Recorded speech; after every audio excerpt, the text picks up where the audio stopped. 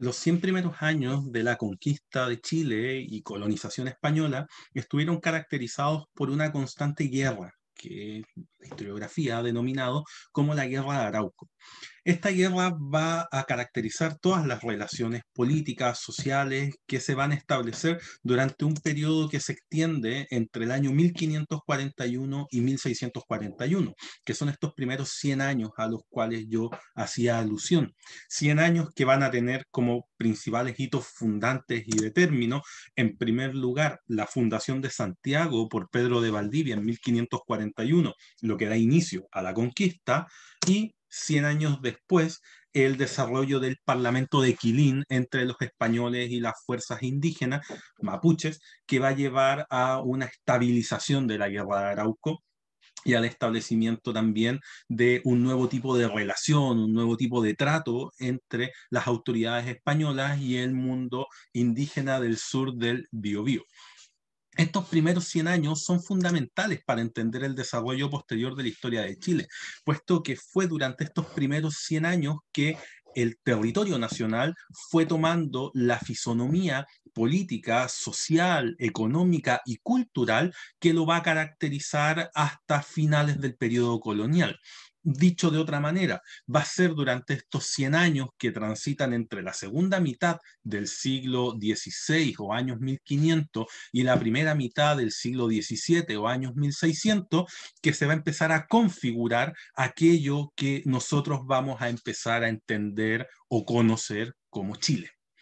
Ahora, lo importante que tenemos que entender es que toda la primera etapa del de la conquista de Chile, sobre todo el periodo que va desde 1541 hasta el año de 1598, estuvo caracterizado por un constante intento de las huestes españolas por ocupar la zona, no solamente la zona central de Chile, sino que también la zona que se encuentra al sur del río Biobío, aquello que nosotros podríamos definir como el territorio indígena araucano o el territorio mapuche. A diferencia de lo que había ocurrido en muchas regiones de América, donde la conquista se desarrolló de manera más o menos fácil, producto de que existían grandes unidades políticas, bastando en ese caso el descabezamiento de, por ejemplo, el imperio inca, por ejemplo, el imperio azteca, para hacerse con todo el territorio. Eso no es una táctica que se va a poder aplicar en Chile. Las comunidades indígenas que se encontraban desde la zona central del actual Chile hacia el sur no se caracterizaban por constituir una unidad política, sino que se caracterizaban por conformar distintos grupos semi-independientes uno del otro, cada uno con sus propios liderazgos.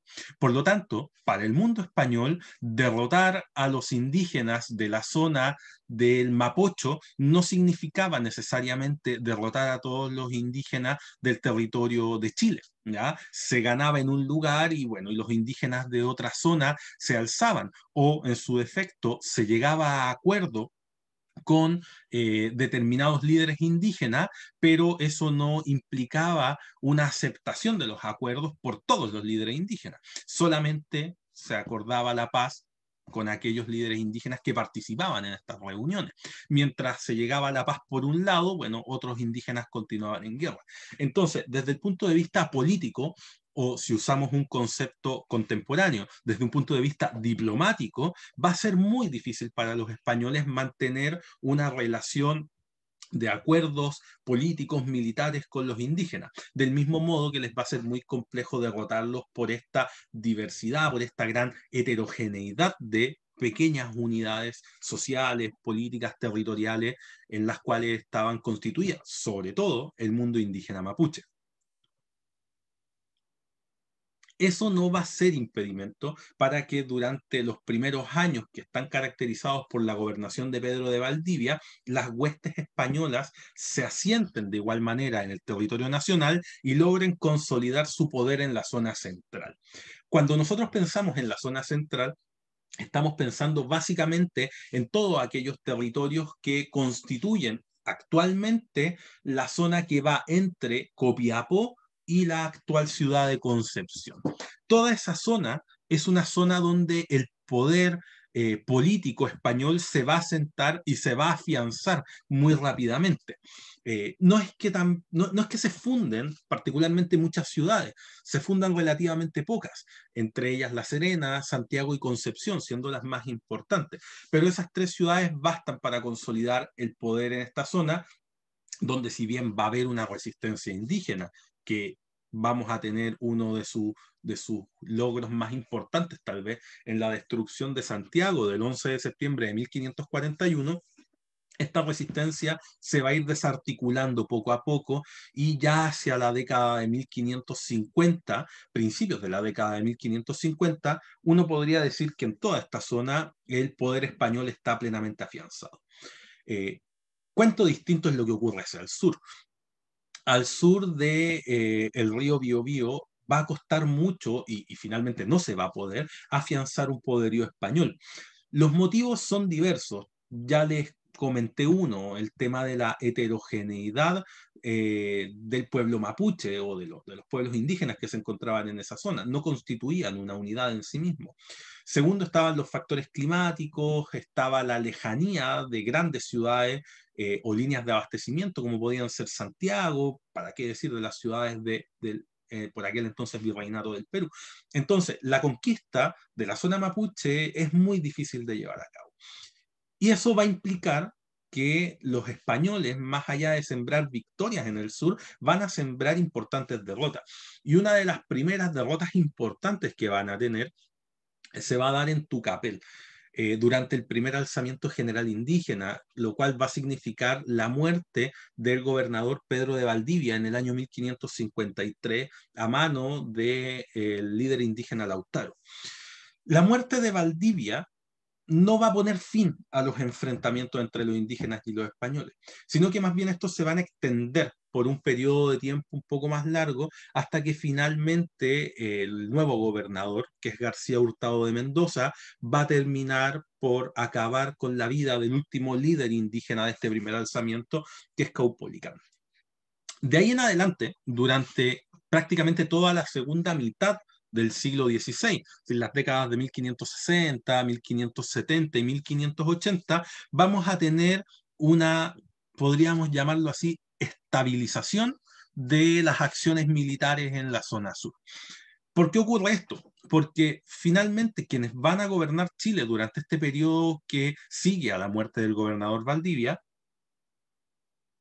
van a ser muchos de los capitanes que habían llegado con él, los cuales tenían la experiencia de que la conquista de la zona mapuche no era algo que se pudiese llevar a cabo con facilidad. Por lo tanto, en vez de insistir en ataques frontales e invadir el territorio, van a optar por la estrategia de crear ciudades, crear fuertes y defender esos pequeños puntos, ¿ya? Sin embargo, hacia la década de 1580 se va a producir un cambio generacional. Poco a poco se empiezan a morir aquellos hombres que habían llegado con Valdivia hacia la década de 1540 y empiezan a ser reemplazados por una nueva generación de hombres que, provenientes de España, vienen con la intención de poner fin a esta guerra de Arauco, a esta guerra de Chile, que se le llamaba, que ya a esta altura se extendía por más de 40 años. Y entre esos hombres que vienen con la intención de acabar con la guerra, vamos a tener al gobernador Martín García Óñez de Loyola, quien se va a hacer cargo de la gobernación de Chile en el año de 1591.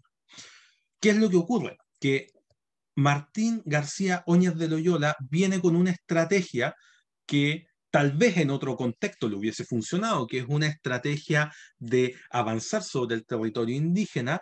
Sin embargo, la falta de experiencia, la falta de conocimiento de las relaciones entre los españoles y los indígenas, la falta de conocimiento de los errores que ya se habían cometido con anterioridad, específicamente por Pedro de Valdivia, lo va a llevar al desastre, literal y metafóricamente, en el sentido de que su actuar político va a provocar el alzamiento indígena del año 1598, el cual tiene su punto de partida con aquello que se conoce en la historiografía española o castellana como el desastre de Curalaba, pero que si uno lo observa desde la perspectiva indígena, uno lo podría definir como la batalla o el gran triunfo de Curalaba.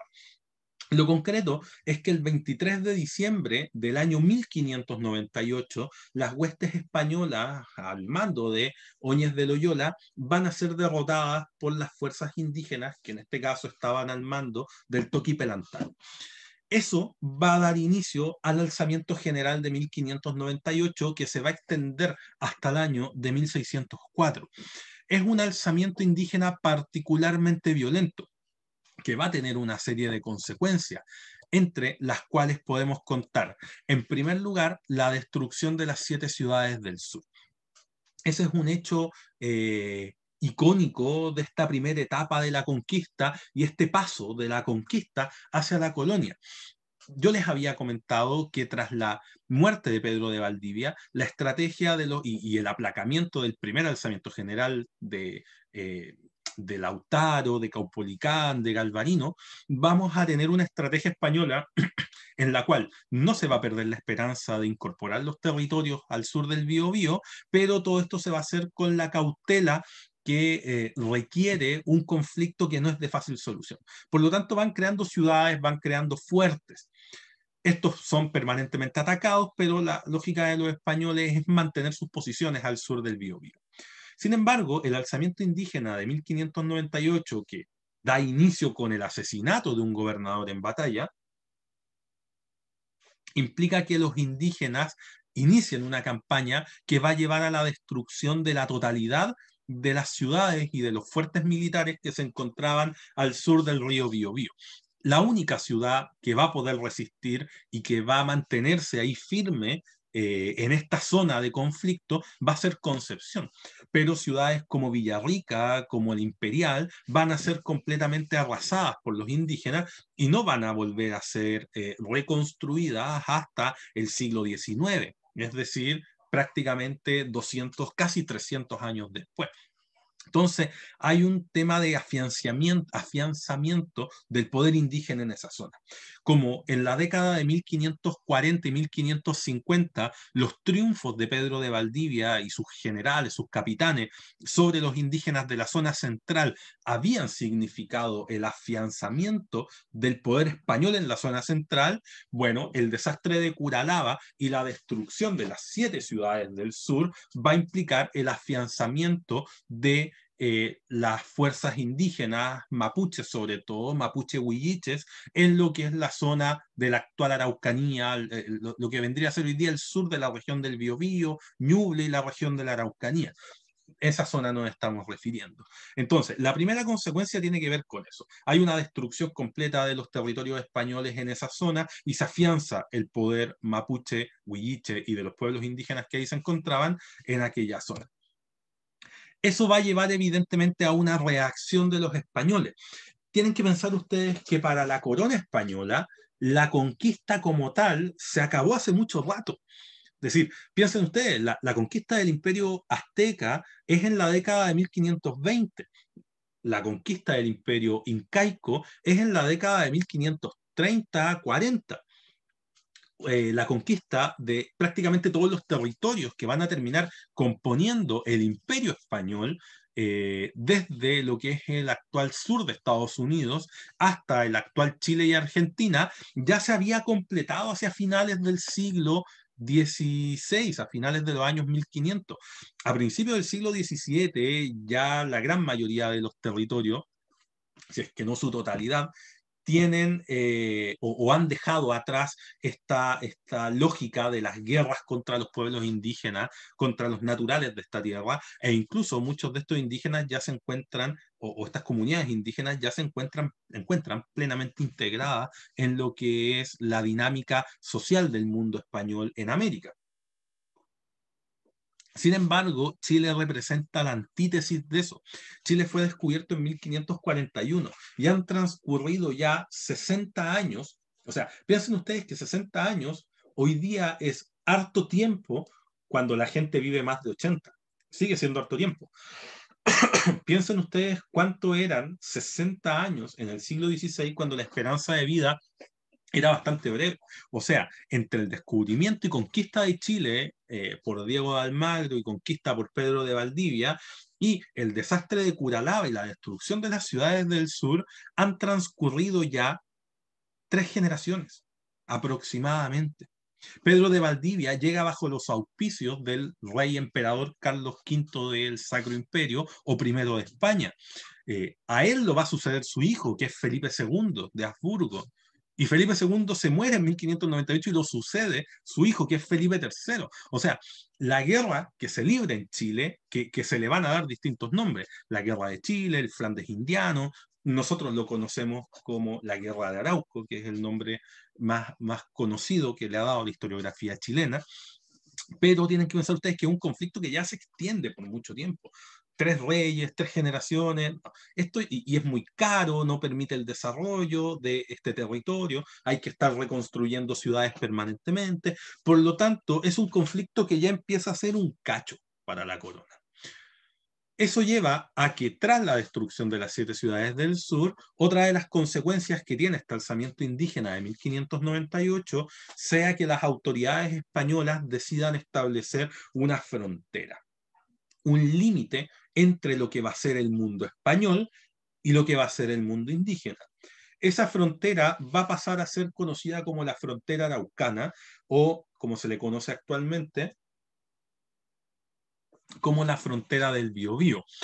Recibe este nombre porque el río Biobío marcaba este límite entre lo que eran los territorios españoles y aquello que eran los territorios indígenas.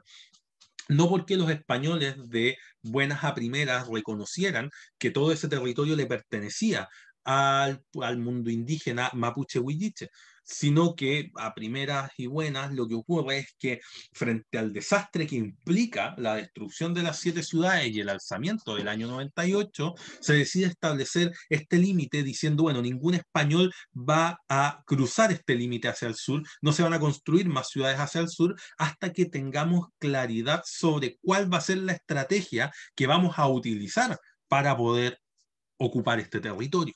Por lo tanto, Chile establece su límite, que es el límite que va a tener, límite sur, que va a tener hasta un periodo incluso post-independencia. Otra de las consecuencias, y que va directamente o está directamente relacionado con el establecimiento de una frontera, es que los gobernadores de la época, específicamente uno de ellos, que es Alonso de Rivera, va a llegar a la conclusión de que en verdad uno de los motivos del fracaso de la conquista del territorio indígena tiene que ver con que la guerra no es llevada a cabo por un ejército profesional. Durante la conquista, chicos y chicas, los ejércitos no eran como los ejércitos que conocemos hoy día, que estaban conformados por militares profesionales, es decir, militares que se levantasen siendo militares y se acostasen siendo militares. La defensa de las ciudades, sobre todo en Chile y en la zona sur, estaba a cargo de los vecinos.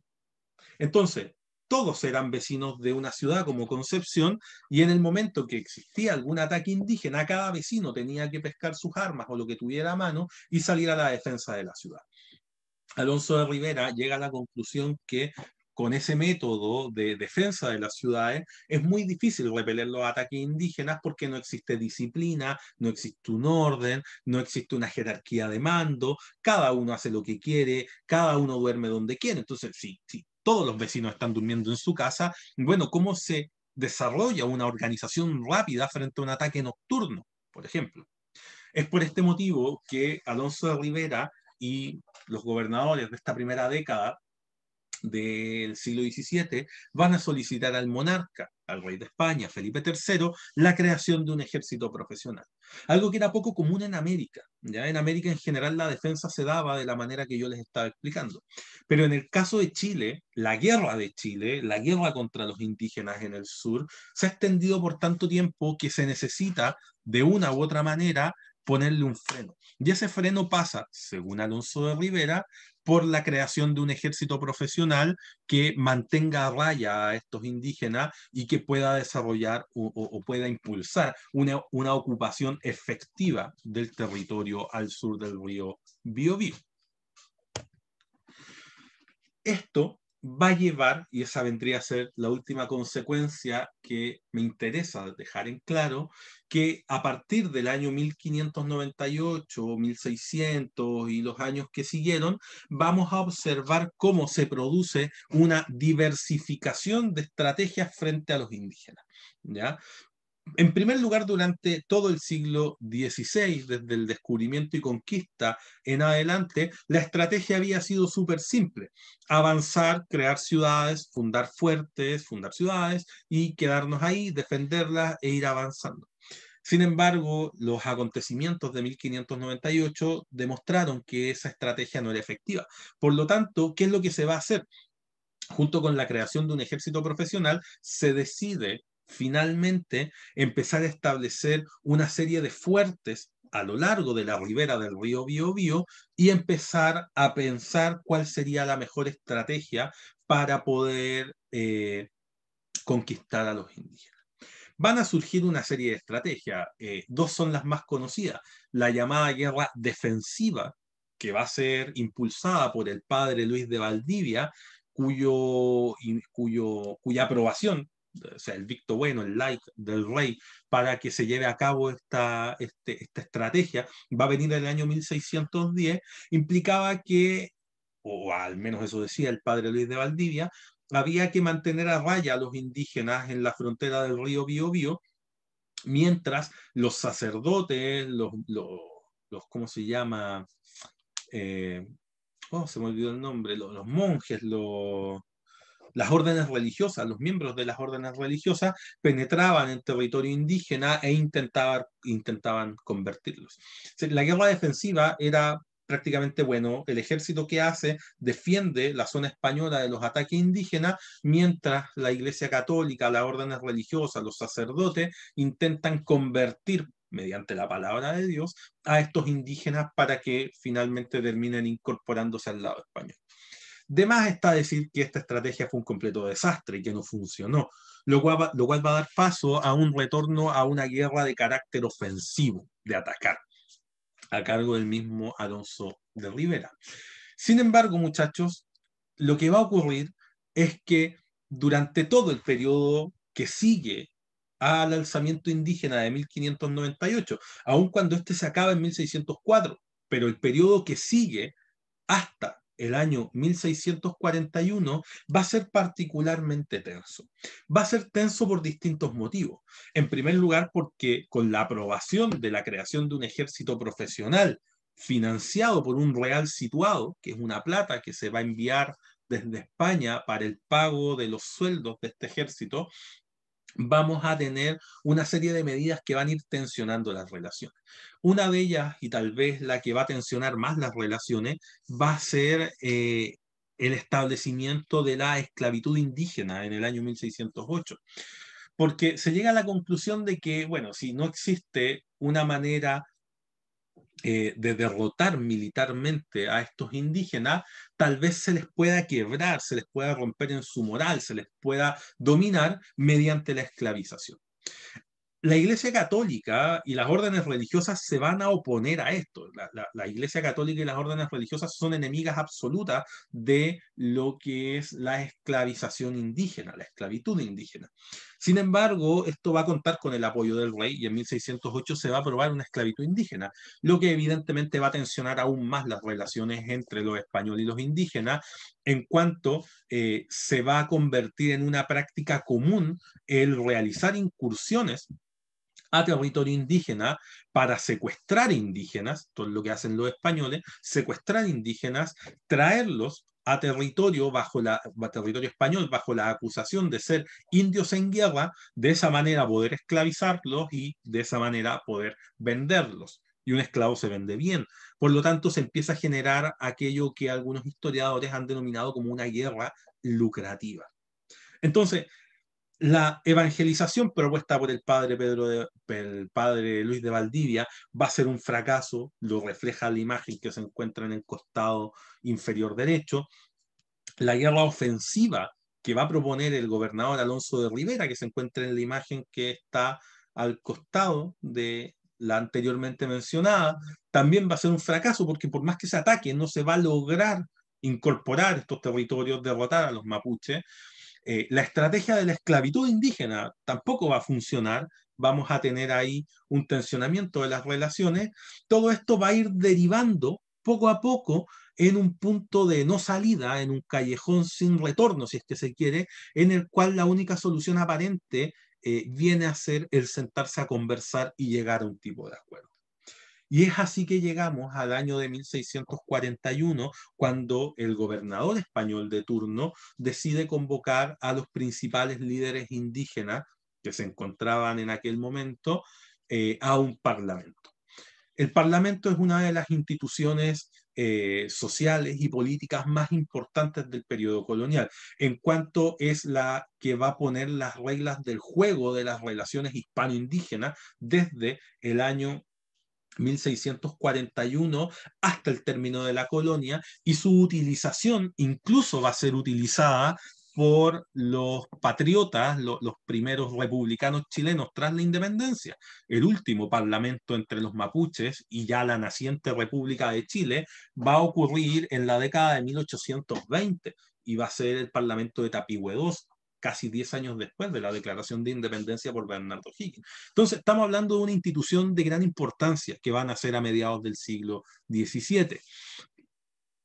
Sobre lo que tratan los parlamentos, sobre sus características, vamos a ahondar más adelante en otra cápsula. Lo que me interesa que se entienda en este momento es que el parlamento de 1641, que es el de Quilín, marca un antes y un después. Es decir, después de 100 años de guerras que transcurren entre la llegada de Pedro de Valdivia y el establecimiento de este parlamento, vamos a tener por fin un acuerdo entre los españoles y entre el mundo mapuche.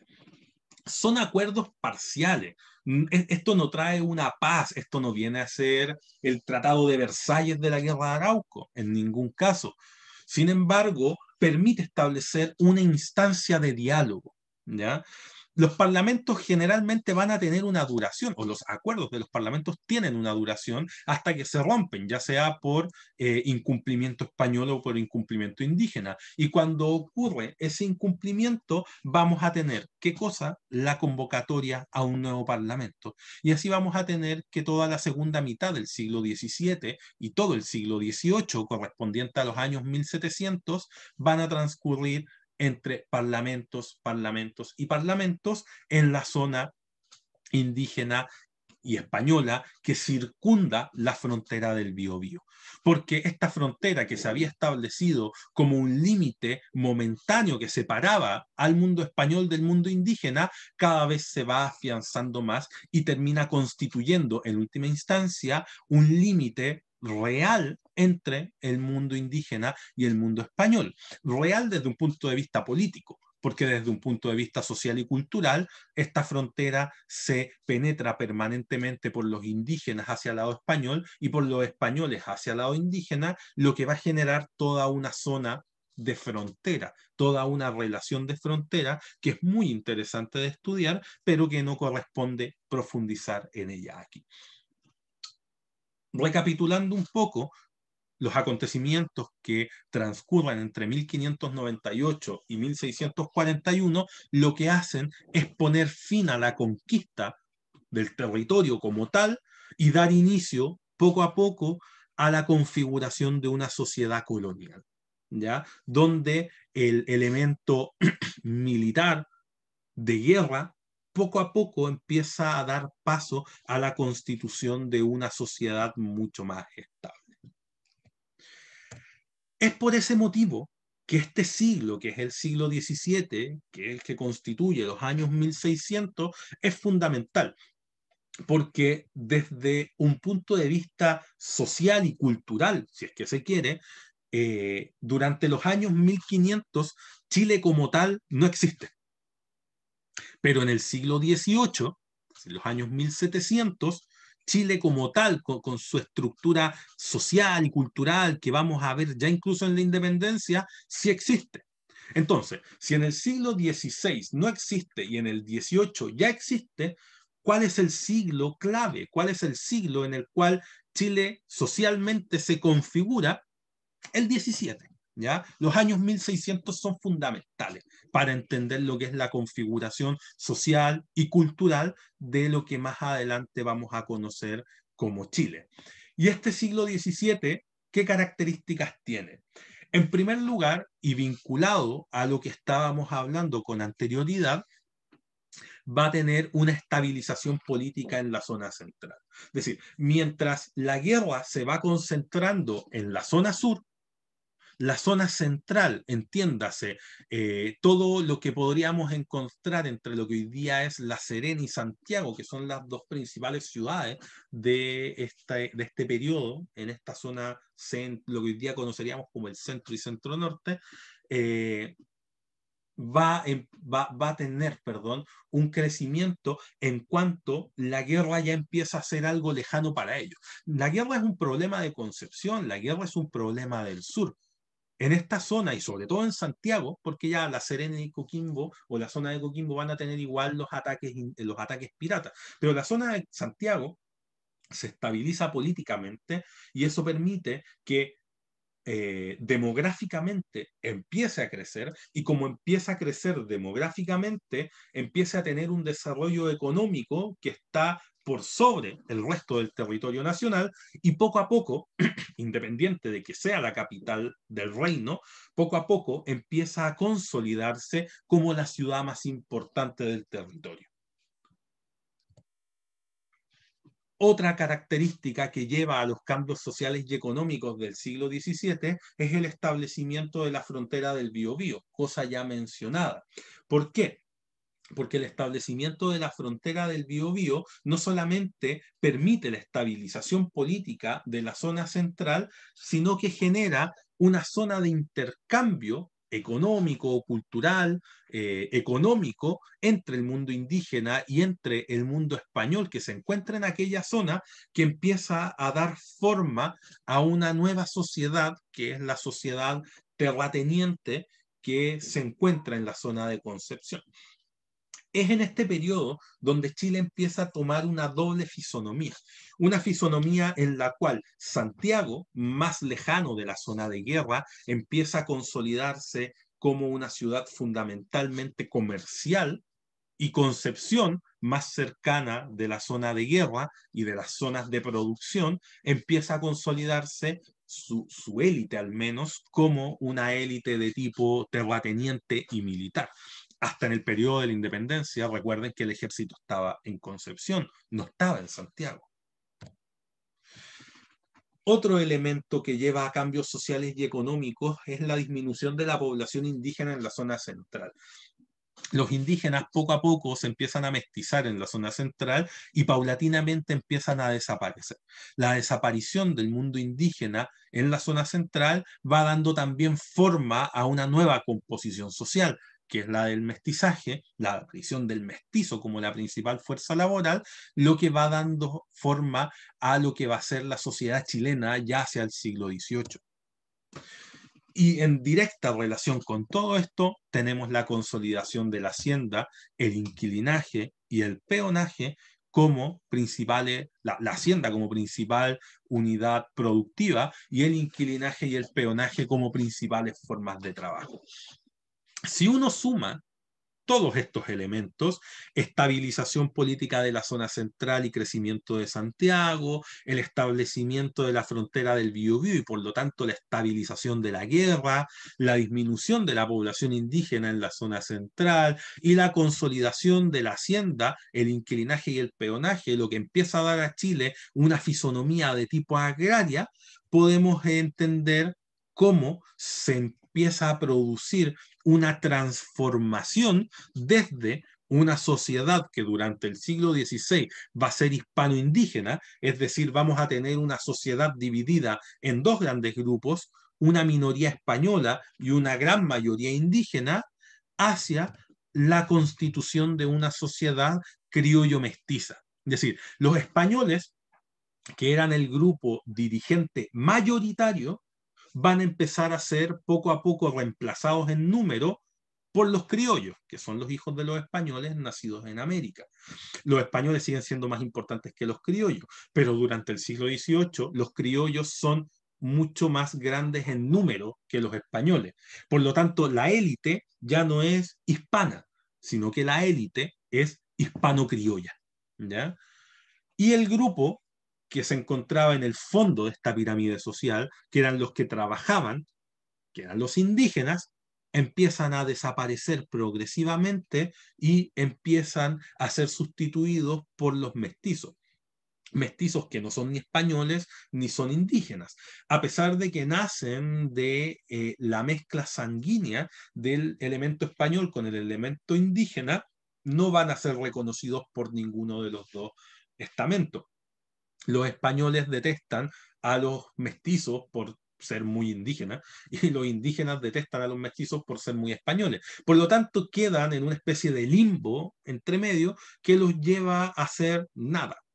La gracia del mestizo es que el mestizo es hombre libre y como es hombre libre, puede trabajar en lo que él quiere y eso es lo que posibilita también que instituciones como la Hacienda empiecen a tomar forma y tomar fuerza y vayan reemplazando hasta el punto de convertirla casi en insignificante instituciones laborales que se habían implementado al inicio de la conquista, como lo era la encomienda, ¿ya? El inquilino y el peón es un mestizo. Entonces, durante todo este periodo del siglo XVII, vamos a tener esta transición. La sociedad hispano-indígena es una sociedad militarizada, es una sociedad de guerra, fuertemente masculina, puesto que no llegan muchas mujeres a Chile debido a los embates de la guerra que afecta al territorio durante estas primeras décadas donde la élite es española, viene desde España y son militares que vienen acá a pelear, y a quienes someten a los indígenas, que son la mayoría de la población. Así era Chile hacia 1598, durante el desastre de Curacao. Pero durante todo el siglo XVII, como esto se empieza a estabilizar, el tema de la guerra, hay una transformación de tipo social y de tipo económica. Y a finales del siglo XVII y principios del siglo XVIII, de los años 1700, ya no hay una sociedad hispano-indígena, hay una sociedad criollo-mestiza, en la cual el principal componente blanco ya no proviene desde España, sino que son nacidos en América. Claro, ellos se sienten españoles y dicen, bueno, nosotros somos españoles americanos, pero nacieron acá. ¿Ya? Empieza a constituirse ese componente humano que 100 años después va a dar forma al movimiento independentista. Y el indígena, que en la zona central ha desaparecido producto de 100 años, 150 años de mestizaje, ha sido reemplazado por el mestizo, que lo reemplaza como la población mayoritaria en el territorio y como la población que se usa principalmente como mano de obra. Evidentemente, si es que alguno lo está pensando, dónde se meten los zambos, los mulatos, ya, la estructura social del periodo colonial es súper compleja, es muy amplia. Quizás la manera de graficarlo con pirámide no sea lo correcto, pero para que me entiendan, si uno observa la pirámide social colonial, que incluye a españoles, criollos, indígenas, mestizos, mulatos, zambos, los esclavos, podríamos estar horas y horas hablando sobre las características sociales de cada uno de estos grupos. Para lo que va a ser en un periodo posterior la constitución de un Chile republicano e independiente, la transformación más importante viene a ser esta. ¿Por qué? Porque la independencia, y esto es como arrancarse un poco, pero para que me entiendan, la independencia que se va a dar 120 años después, contando desde 1700, va a estar sustentada en el estamento criollo mestizo. Los criollos como el grupo dirigente que buscan la independencia y los mestizos como aquellos que van a terminar peleando en estas guerras y van a ser ellos, no los indígenas, no los españoles, sino que los criollos y los mestizos los que van a transformarse en chilenos a partir del año 1818.